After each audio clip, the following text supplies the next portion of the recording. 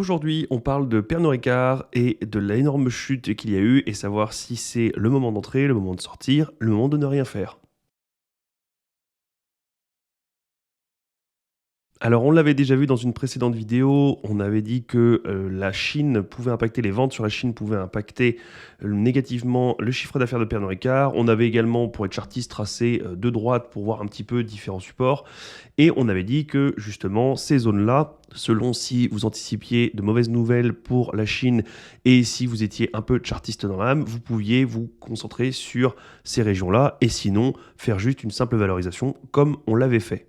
Nous, ce qu'on va faire aujourd'hui, c'est se concentrer sur le dernier communiqué de Pernod Ricard qui a eu lieu donc, le 25 avril 2024, qui donne les performances solides du chiffre d'affaires sur 9 mois et amélioration de la dynamique au T3. Donc juste ça déjà, ce sont deux bonnes nouvelles, mais on va creuser un petit peu. Donc chiffre d'affaires stable T3 et organique et -2 en facial, et chiffre d'affaires 9 mois, -2 en organique et -6 en facial. Ce qui nous intéresse, nous, c'est l'organique si on vise du très long terme, tout simplement parce que l'organique, c'est, on va dire, le réel, le facial, forcément, ça prend en compte les différentes monnaies, et donc vous pouvez avoir des impacts au niveau de votre chiffre d'affaires dans votre monnaie principale. Cette performance reflète la force de notre portefeuille de spiritueux internationaux et premium large et diversifié, ainsi que notre exposition géographique équilibrée entre marchés émergents et matures. Ces atouts modèrent en grande partie l'impact du ralentissement de nos activités en Chine en raison d'un contexte macroéconomique difficile, ainsi qu'aux États-Unis dans un contexte d'ajustement des stocks. On l'avait vu, l'activité en Chine, le contexte macroéconomique avec les sanctions qui avaient été appliquées, on savait que ça pouvait tomber. Bien là, c'est fait. Ça a eu un impact négatif. Alors, ça n'a pas été désastreux non plus, mais on a eu un contexte un peu difficile, donc un impact un peu négatif sur les ventes. Le groupe enregistre une bonne performance notamment sur les marchés clés dont que sont l'Inde et Global Travel Retail, ainsi qu'au Japon, en Allemagne et en Turquie. L'amélioration de la dynamique au T3 est également notable, en particulier en Espagne, au Brésil et en Afrique du Sud. On voit donc qu'à part États-Unis avec le déstockage et Chine avec les sanctions, tout le reste va dans le bon sens, ce qui est une bonne chose, ce qui veut dire que si jamais les tensions entre la Chine et la France s'amenuisent un petit peu, on pourrait avoir un regain. Et le déstockage, ça, ma foi, ce sont juste les cycles de vie de la société. Les chiffres d'affaires au T3 et au 9 mois, donc là, on va avoir un peu plus de détails. On a stable en organique, +2 hors Russie, -2 en facial. Pour le 9 mois, recul de -2% en organique, -1% en Russie, etc. Bref, si vous voulez, je vous mettrai le lien pour aller voir le détail du communiqué. Nous, ce qui va nous intéresser, c'est forcément derrière le dividende. Donc un acompte sur dividende de 35 par action, donc c'est pas mal. Et le reste forcément sera décidé en fin d'année. Et on a aussi derrière les perspectives. Suite à la très bonne performance de l'exercice 2022-2023 et aux résultats solides des 9 premiers mois 2023-2024, Pernod Ricard reste confiant dans son ambition moyen terme qui vise une croissance du chiffre d'affaires dans le haut d'une fourchette comprise entre +4 et +7%, et une expansion de la marge opérationnelle courante, +50 à +60 points de base. Il est vrai qu'on avait eu un très bel exercice 2022-2023. Forcément, c'est dur après de rivaliser et de continuer à avoir une croissance phénoménale, sachant qu'en plus, dans le secteur des spiritueux et des sociétés matures comme Pernod Ricard, n'ont pas des croissances de 20% par an. Donc, entre 4 et 7%, c'est relativement normal et conventionnel pour ce secteur et pour une entreprise mature dans ce secteur, mais il vise quand même le haut de la fourchette. Donc, on pourrait sembler à du 6-7%, même si c'est peut-être un petit peu optimiste, mais ils disent bien haut de la fourchette, et une expansion de la marge opérationnelle. Donc, pour l'instant, on ne dit pas que ça y est, c'est reparti to the moon, mais on dit juste que, globalement, l'orage est passé, on va vers du mieux, on vise modestement, optimistement, une croissance du chiffre d'affaires. Alors pourquoi je dis optimistement? Tout simplement parce que Pernod Ricard est optimiste et ils ont un savoir-faire dans ce métier. Et modestement, tout simplement parce que on est dans une société mature, dans un secteur qui évolue relativement lentement. Donc on peut attendre du 6-7%, ce qui pour certains sera très bien si vous souhaitez protéger votre capital. Et pour d'autres, ce sera trop lent et préféreront s'orienter vers des sociétés par exemple tech à +15, +20% par an.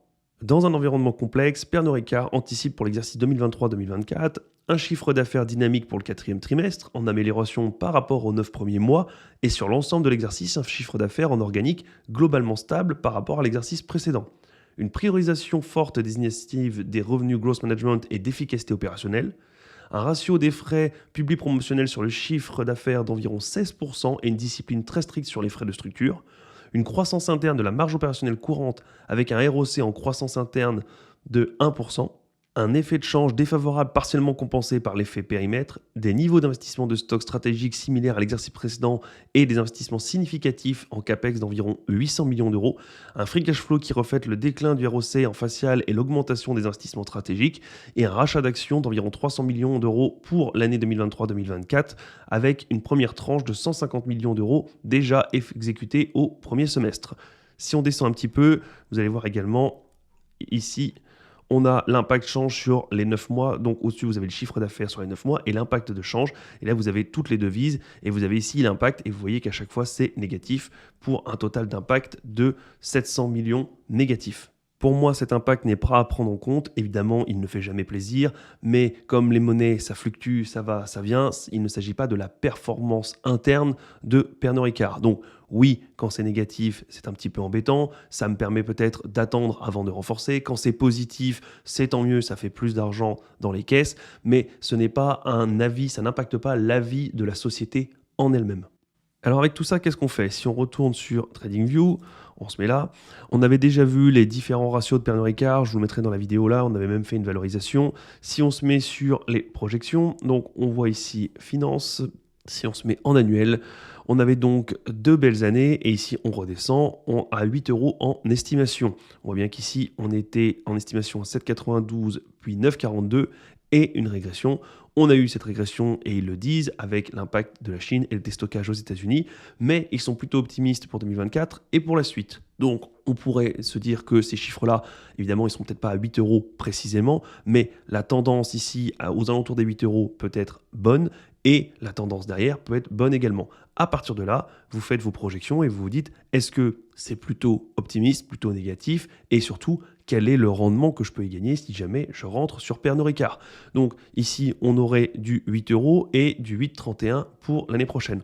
On voit bien que la croissance n'est pas phénoménale. Ici, on a du 9, mais on voit bien que sur plusieurs années, on va passer de 8 à 10 euros. Ce n'est pas phénoménal, on l'avait dit. C'est une société mature dans un secteur plutôt lent, donc la croissance est plutôt stable et relativement prévisible. On le voit bien ici, tout est relativement propre. Mais derrière, l'inconvénient, c'est que quand c'est extrêmement prévisible dans un secteur mature, on n'a pas forcément une croissance phénoménale.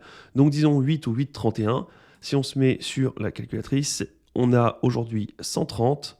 130, si on se met 8 divisé par 130, ça fait un rendement de 6,15%. Est-ce que 6,15%, ça vous convient, ça ne vous convient pas?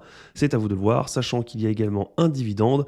Ici, on avait du 4,70. Alors peut-être que cette année, ça sera un peu moins. On avait déjà 2 et quelques qui avaient été libérés. Mais ici, comme on avait une belle année, il se peut qu'on soit plutôt sur du 3 ou du 4, pas forcément du 4,70. Mais ce qui compte surtout avant le dividende, c'est surtout le bénéfice par action, puisque le dividende n'est qu'une redistribution des richesses, une redistribution partielle, sauf si la société donne 100% de ce qu'elle a gagné à l'actionnaire, mais sinon c'est une redistribution partielle, mais vous, ce qui vous intéresse, c'est la redistribution totale. La redistribution totale, elle est sur le bénéfice net par action. Ensuite, il y aura un découpage, potentiellement en dividende ou pas, mais le chiffre à regarder, c'est celui-ci. Donc, est-ce qu'un rendement de plus de 6% vous convient? Et on va dire du 10 euros dans 2-3 ans. Si on se remet sur la même chose, on fait 10 divisé par 130. On a du 7,6%. Oui, ce n'est pas génialissime, oui, ce n'est pas fameux, mais on est encore une fois dans une société mature, dans un secteur mature.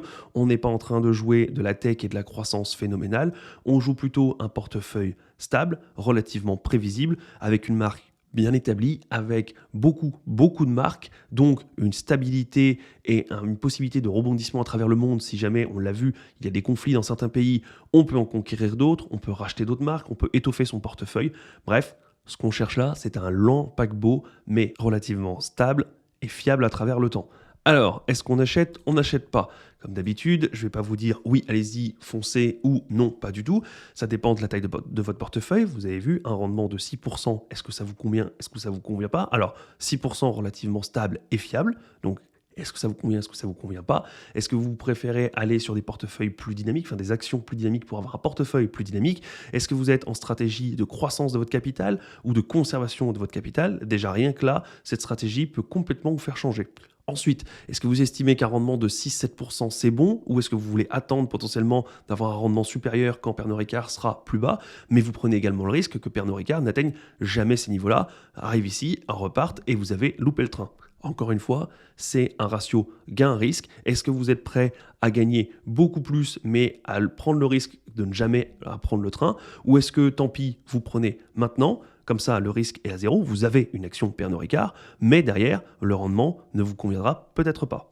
Quoi qu'il en soit, vu la dégradation de la tendance ces derniers temps, même si je ne suis pas très chartiste, on voit quand même que ça descend très fortement. En plus, on n'est pas aidé avec le CAC 40 qui descend à cause des législatives, à cause de l'incertitude liée aux législatives. Donc forcément là, ça me fait mal. Est-ce que ça va s'arrêter ici? Potentiellement pas. Quand on a une énorme descente comme ça, c'est rare que ça se stoppe net. Mais si vous souhaitez rentrer, il est peut-être possible de rentrer un petit peu maintenant et de compter sur le fait que la tendance va se prolonger et d'acheter un petit peu plus bas. Attention aussi, plus on vise bas, plus il y a de probabilités que ça n'arrive jamais. Donc attention de ne pas être trop gourmand. Et si jamais le rendement de 6-7% ne vous convient déjà pas, alors passez votre chemin, mettez-vous une alerte un peu plus bas. Si jamais vous ciblez un rendement particulier, par exemple 10%, eh bien vous vous mettez à une alerte aux alentours de 10%. Et comme ça, vous déciderez à ce moment-là si vous avez une meilleure opportunité ailleurs ou si à 10%, avec une croissance stable et fiable, mais lente, on le rappelle, de Pernod Ricard, vous conviendra. Voilà, c'est tout pour aujourd'hui et moi je vous dis à la prochaine. Salut!